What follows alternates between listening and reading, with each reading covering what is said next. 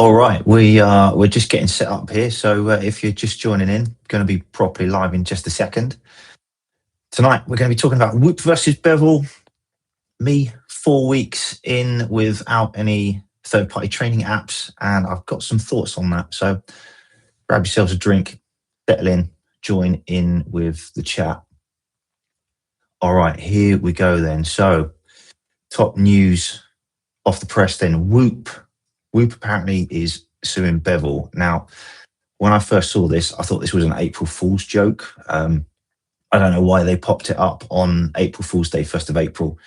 And I thought to myself, I probably need to just wait here just to double check this before I say anything about it. So I waited until the next day and checked it out. And yeah, it seems that Whoop are really suing Bevel. No idea why. Well, I do have a bit of an idea why, but having waited through it, and it was actually one of you guys that popped it up on there for me. So we picked up on that, checked it out. Bevel have since put out an app.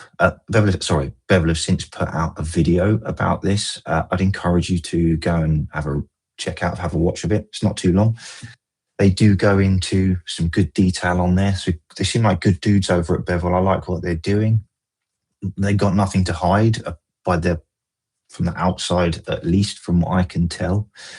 And they run through a lot of details on this, some quite interesting stuff as well. Some points in there that they made some good points with what they were talking about.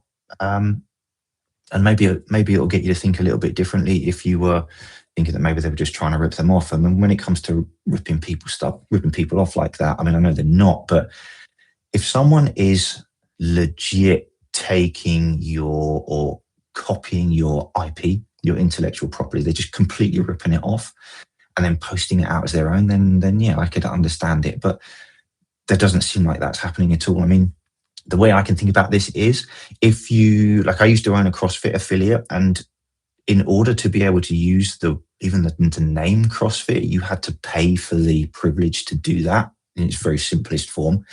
And lots of gyms around would jump on it, and they were using lots of terms, and we're doing CrossFit workouts and all that kind of stuff, and CrossFit jumped straight in on it. But so stealing intellectual property, I get that, but Bevel, I think they're just doing their own thing. They've seen an idea and they've modified it, and that's working out great. Yeah, there's a few of you in here, which is cool. Drop in on the chat, let me know where you're from, all that kind of good stuff. It'd be good to hang out and just chat for a little bit. So I think Whoop definitely are worried by what's happening. I think if they weren't worried, then they'd just be chilled out about it and just be getting on with their own thing. And that's another topic of discussion. It's like, don't focus on what other people are doing. Concentrate on what you're doing and try and make it better. Now, I got no experience of Whoop at all. I've not used their stuff. It's only what I've seen online. I'm not a fan of paying for it, using a paywall, or using that whole subscription thing. I don't know. What are your thoughts on that? Are you happy to pay for a subscription to get at information that things provide? I understand it as a business model, as a business owner myself. I get that. But yeah, I just don't.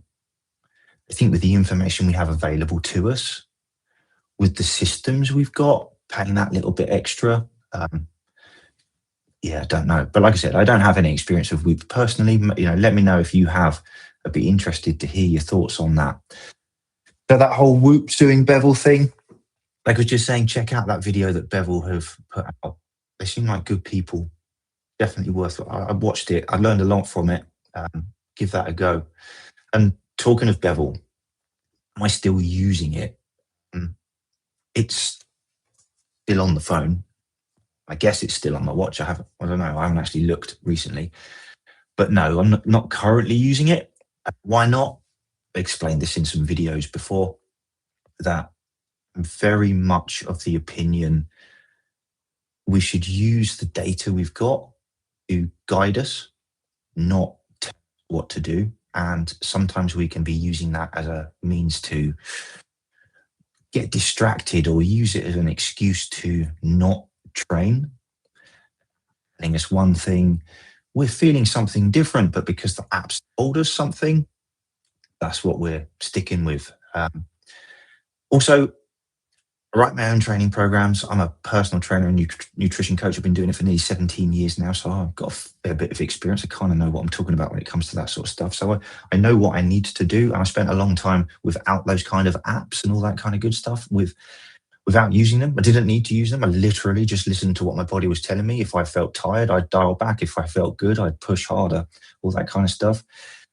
If Is it worth using an app? I think if you're using it as a means to encourage you to get up off the sofa, be more active, maybe you're new to training, getting back into it, or you're just using it as a tool. Use it as a tool, I think, is the best description from it. I very much understand the benefits of having these options and apps available to us.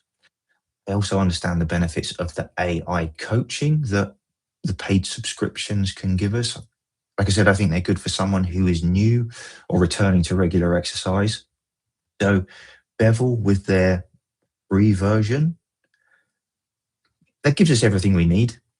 But there is an option to pay for that additional AI coaching, which I think could be a good thing. If, like I said, if you're new to exercise or you want to try to get back into it, I think they're going to be around for a little while. I wouldn't be too worried about this whole Whoop Bevel thing.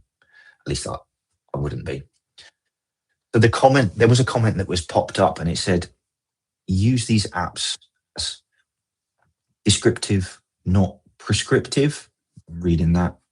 Thank you to the guy who wrote that up there, because that really hit home. That was from a previous video. That sits really well.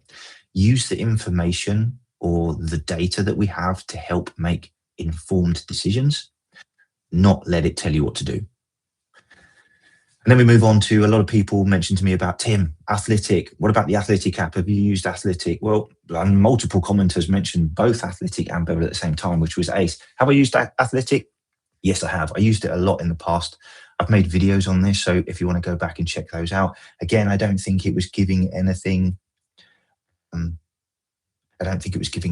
super worthwhile or something that we didn't already have access to or could use. And again, it was about paying for things. And yes, there's a free version and that kind of good stuff. So I think when it comes to these third-party apps, how we use them depends on your use case. They're both sort of the same thing. They do it in their own different way, but I am out of for the minute at least, I am out of the day-to-day third-party app stuff, as I explained in a previous video. And I've got another video coming up on that and how I've been getting on with it. So if you're not subscribed, you haven't seen the previous ones, check those out, because that will they'll all blend in together and it will kind of tell the backstory on that a little bit better. Third-party apps for me, for the minute, off the watch, off the phone, it's Apple native for the moment. And honestly, my training consistency and results as a direct result of that has gone up, which has been ace. Okay. Someone else said in the comments that they actually went from the Apple Watch. Again, I'm checking out this comment. They went from the Apple Watch to a Garmin. And then from Garmin, they went to an Amazfit, and they're still using Bevel throughout, which is amazing. So is there anybody else here who's on a non-Apple Watch, Garmin, Amazfit, Core OS, whatever it is, who's using Bevel? Let me know, because I'm interested to know how you guys are using it. This isn't just about what I do. Hopefully some things that I get across will help you with your training and using tech and learning how to do it and that kind of stuff. But give me your experiences as well. Genuinely interested to know that. There's another guy, Mitch, who was in the comments as well. I don't know, Mitch, if you're watching this now or if you've seen it, if you're seeing it later on. Thanks, buddy. He said he was 65. His wife was 67. They're both doing CrossFit and Hyrox, so a mixture of the two. And what does that say about what's possible? Exactly. As we get older, we can still do that training. Comments popped in there. What about Whoop and or Aura for sleep and recovery? Well, great questions. So Whoop, I was just talking about, I don't have personal experience with Whoop, and I don't have personal experience with the Aura rig. My daughter, my youngest daughter, has the Rincon Gen 2, the Air, but she went for that because there was no subscription involved in it. I think the information that they take from sleep and recovery, listen to what your body's telling you. Use it as a means to get better. I think when we see numbers, we tend to track things better, but use it as a means to just track stuff and make informed decisions. Don't let it dictate your life. Hopefully that helps a little bit, makes a bit of sense with that one. Um, but yeah, I mean, talking about ditching a different kit using the Whoop or the Aura Ring, somebody else said to me that they were considering getting rid of smartwatches altogether and just using what they've learned. Here's a question for you. Do you think that's actually the right move? This is something I've been thinking about. I mentioned in a video about this. What did I have? G-Shock, I think it was, before smartwatches were a thing. And I was trying to think about how did I track my training? How did I know? How far did I run? I don't know. I don't know how we measured it then. But I do know I was fully training in or dialing in on what my body was telling me. I was a lot younger then, obviously, but yeah, I think there's something to be said for leaving the things behind. There's something called naked running. I don't know if any of you are runners. If you are, let me know. And if you've tried this, naked running means, I think, and correct me if I'm wrong, I think it means you're running without anything like this, without any of these things on your wrist or your phone's in your pocket. So no distance tracking, nothing like that. You're just running for running. And I have spoken to a few clients before who have done that type of thing. And they've actually, if they've set it a timer at the beginning of the run, they've gone off, done whatever loop it is they want to do, and they've come back. They've actually come back an awful lot quicker than they had done, which is quite surprising. So if any of you are runners and you've tried that, let me know. Naked running, not like literally naked running. Don't do that because you might get in trouble for it, but leaving your smartwatches, your phones at home, giving that about. So how are you using your activity trackers? What's the purpose for you? What are you doing with them? Why do you have it? I think it's an important thing to kind of dial in on there. Let me know. What one have you got? What are you using it for? How are you getting away with it? I love that. Stopped using all the apps. Good to see you, dude. Thanks for checking in. You stopped using all the apps and you're simply following a running program through Polar. Great choice. And just glance at the night recharge and the HRV status. That's all. Wicked way of doing it.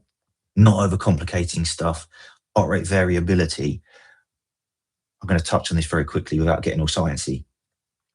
I know when my HRV is good because I wake up in the morning and I feel good. I also know when my HRV is low because I wake up in the morning and I don't feel rested and recovered, listening to the body, doing all that kind of stuff. Polar, what's the running program like on Polar? I've not used one of those before.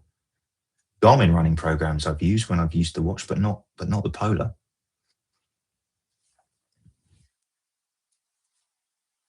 Yeah, Apple definitely still viable because simple, helpful native tools. Agree with that a lot. Simple training load, love that. Sleep score and vitals.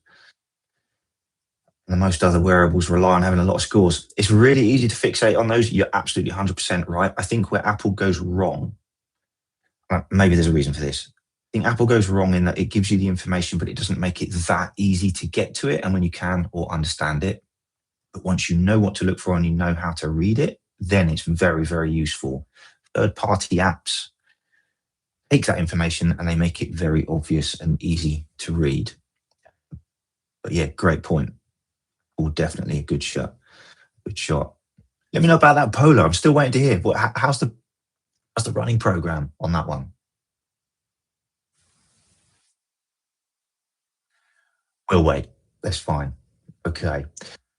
So you're using your activity trackers that would stay on track with training. What does a question that pops up quite often is the nail on the head. HRV data is good. You can't beat how you feel. Yep. 6 minutes, pack the session in or continue. Good point, right? I want to talk about this. So something I get asked a lot is what does my training look like and how do I know if I should be doing a big session?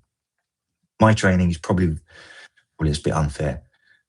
My training is very different to most people because of what I do for a living. I'll do multiple weight training sessions per week and I will do multiple conditioning sessions per week. At the moment, the conditioning sessions are very much run based. So I'm doing a lot of running. I'll do some conditioning stuff in the gym, which is just next door. But that whole thing about feeling good or packing something in within 6 minutes, I have a rule of thumb with this. It's called the rule of threes. If you don't feel like going to the gym or you don't feel like exercising, go anyway. Pick 3 exercises and do 3 sets of 3 reps of that exercise. Do those three sets of 3 reps of those 3 exercises. If at the end of those 3 sets of 3 reps of 3 exercises, you still don't want to do it, leave, go home. But by the time you've got through, hopefully you'll be feeling a little bit better for doing actual exercise. Keep going with the training. Get in that session. Something is usually better than nothing. And I'd much rather people were training because they were doing things they enjoyed rather than felt like they had to be in the gym. Even if you're a high level athlete, there will be days where you don't want to do it. Just jump in there. Okay. Coming up next, HRV data. I'm 47 years old. I've got a couple of points here to talk about through with you on this side of things. What does recovery data actually change about how you train? Be honest. Let me know. Does it move the needle for you? The training program, structured workout, similar to Garmin. Nice. Love that. So you're using it how you feel. Exactly that, which comes on to the point of what does the recovery data actually change your training? Be honest. Does it move the needle? Do you read your app, your recovery score on Bevel or whatever it is, and it says, "Oh, dude, you need to back off and rest here a little bit," but you still feel good? So do you go, or do you listen to that app and go, "Do you know what? I'm going to chill out today. Take it easy." Let me know when you feel. Be honest with me on that one as well. It's the I feel fine versus the watch says rest conflict. Feel good, but my Apple Watch, or my Garmin's not here, but on my Garmin says, no, no, no, you need to rest. What do you actually do when they clash? Which one do you listen to? Let me know. If you're 40 plus, you're just going with how you feel. Exactly. Perfect. Listen to what your body's telling you. It's like if someone's over 40 and you're currently on Garmin, would you recommend they switch or not? Well, I think that's a really good question. Would I recommend if you switched? I think if you're comfortable with what you're wearing and it's giving you what you need and does the things or most of the things that you want it to do in your normal everyday life, no, don't switch. Don't go and spend the money just for the sake of spending the money.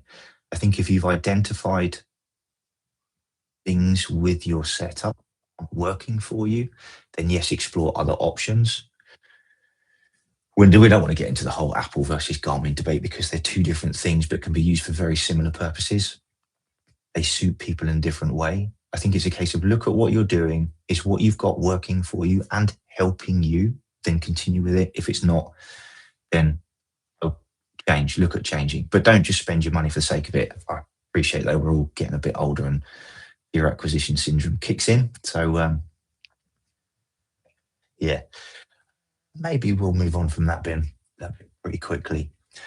Okay, so what do you guys think? Let me know. I know I can see there's a few of you watching, which is ace. I appreciate you jumping in and watching me talk waffle and nonsense. It's great. Yeah, man. Data absolutely can become an obsession.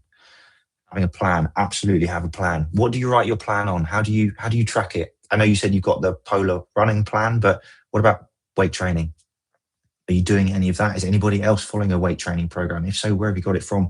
And what are you using to track it? Are you using a watch-based thing, or is it notes on your phone, or taking an old school pen and paper into the gym and writing them down with that one? Let me know what that is.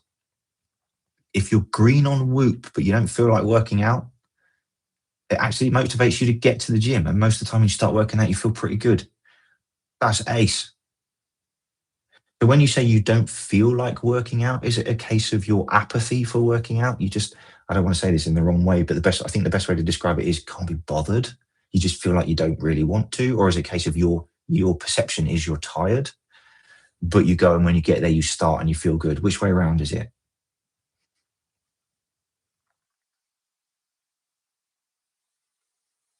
A workout in the park twice a week.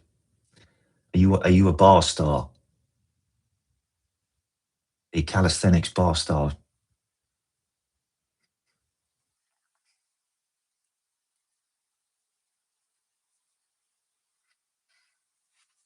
All right, while we're waiting for that green whoop answer, hopefully we'll get it. Like I was saying, appreciate you guys being here and watching me waffle. Next in line for me, you guys hang around, appreciate it, is a, let's just cover that. Another comment's popped in. I don't feel like it would be a productive session. Yeah, okay. Kind of feel tired, but when you start, it's actually completely fine. Happens. Oh, wow, it happens every time. So you're using the text to help you. Perfect. Love that. Yeah, it's not a case of I'm absolutely destroyed. My body's telling me I need to stop and rest. It's more of a, I think it's up there, isn't it? It's a, I've had a hard day, maybe a bit stressed out, kids, family, whatever it might be. I don't feel like going. Am I tired, or am I just a bit like I don't get it? So love that you're using your Whoop to help you. I think that's the right idea. Descriptive, not prescriptive, as described earlier on, which is ace. All right, Tuesday. This coming Tuesday, next video is we're still sticking with the topic that's coming back, which is using third-party apps or not using third-party apps, and how I've got on with that over the next 4 weeks. It's kind of just reinforced the message to me that we don't need as much as we think we do, to tell you that. I mean, like AJ Jambo there, 45 years old, 47, catching up, squats, decent movement, that kind of stuff. So not getting overloaded with tech data, that kind of stuff, and how we can use that to advantage. Just kind of recapping the previous few videos, worth a watch.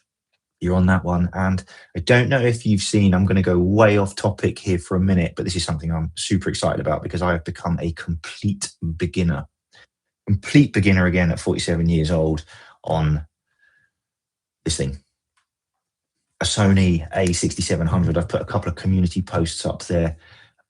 It just absolutely blowing my mind about it. I've got a couple of vlogs lined up ready for this, but I think the whole beginner journey thing, we can relate this to a lot of stuff as we get older in life. Don't be afraid to be a beginner. Don't be afraid to start again. Your rate of progress when you jump into it is massive to start with and super rewarding. I'm going to let you into a little bit of a spoiler here for a second as well.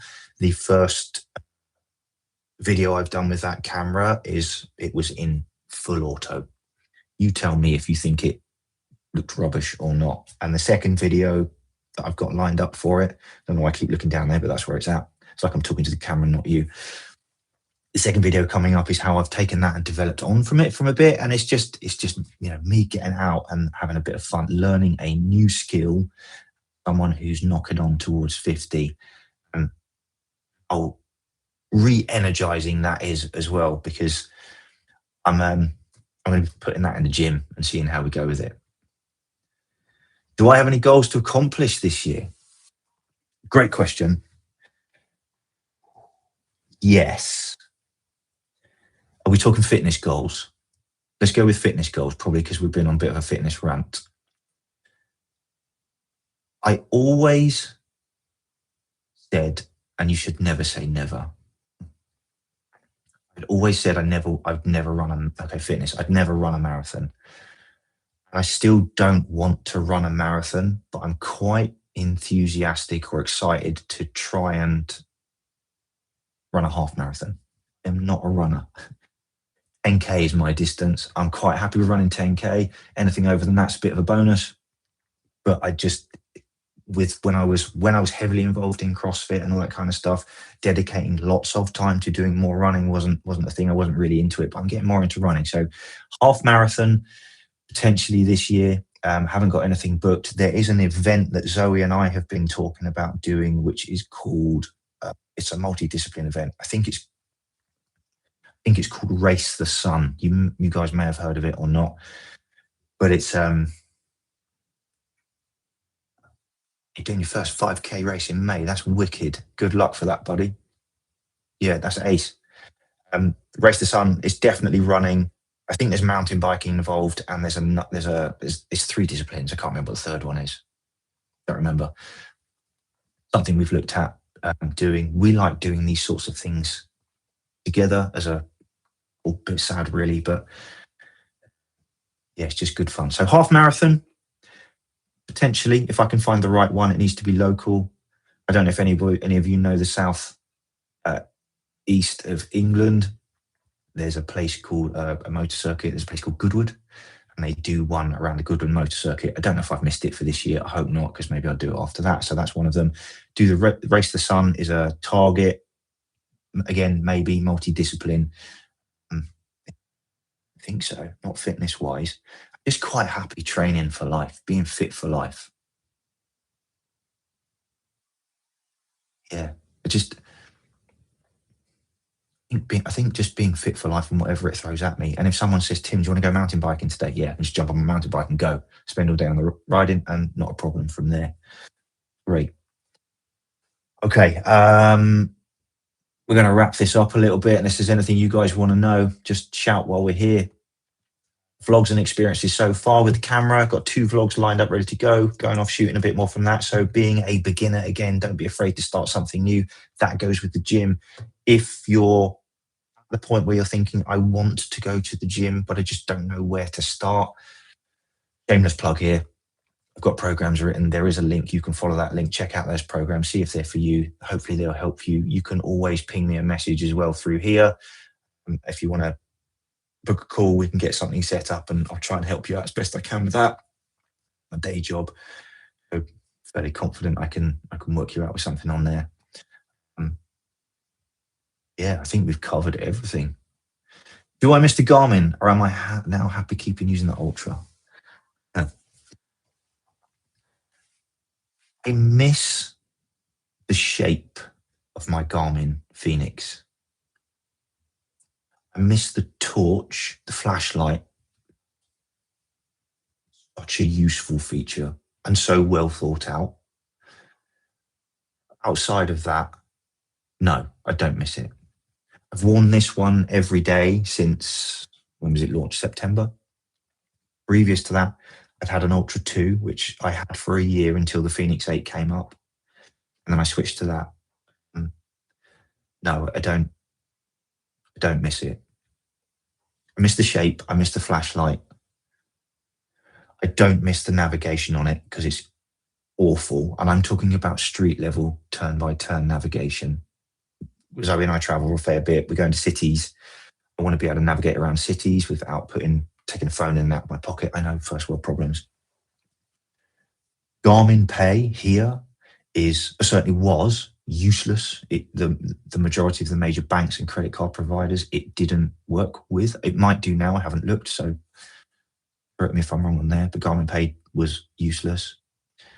Spotify integration, connection to my AirPods, struggled with a lot.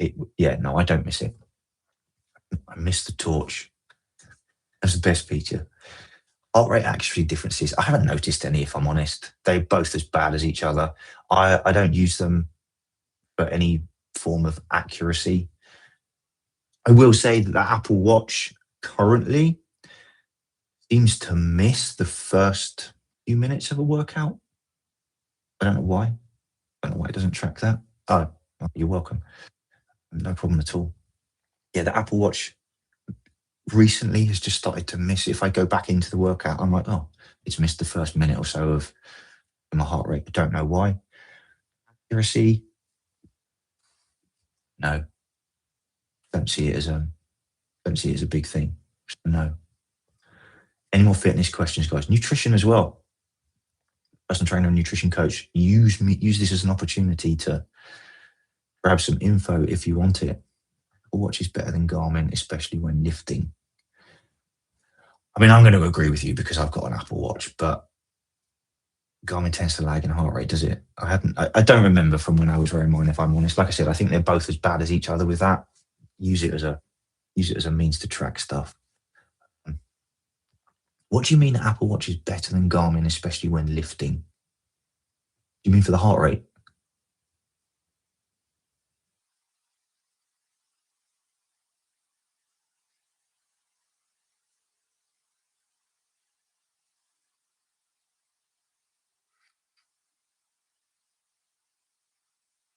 can hear him typing.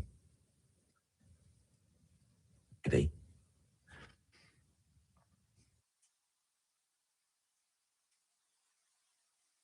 We'll give it a minute. We'll give it a minute. Oh, he's there. Yeah, Apple tracks better when lifting weight. Okay.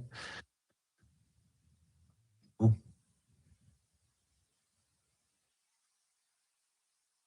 My honest answer is I haven't noticed. I don't notice a difference other than currently my watch is not tracking right at the beginning of a workout. Training earlier today, it did the same thing. I do find that if I'm on the Concept 2 bike, for whatever reason, where I tend to put my hands in a comfortable position and I glance at my watch, it will say my heart rate's at like 65. And I very much know it's not. So something's not quite connected on there. But yeah, no, they're great pieces of kit. Whichever one you choose the one that's right for you and use it as a means to help you progress. Don't get bogged down in the data. So cool. Right. I think we're going to wrap this up, guys. Appreciate you watching, being here. Hope you've got something from it. Oh, you've noticed it the same. Yeah, don't know why. Weird. Maybe there's a software thing coming up at some point. Who knows? Okay. Keep an eye out for a video on Tuesday where we're going to be still running through the no apps benefits. Next one after that is me just messing about with trying to learn how to use a camera. Full auto's the best, just in case you're wondering. Zoe's in that one.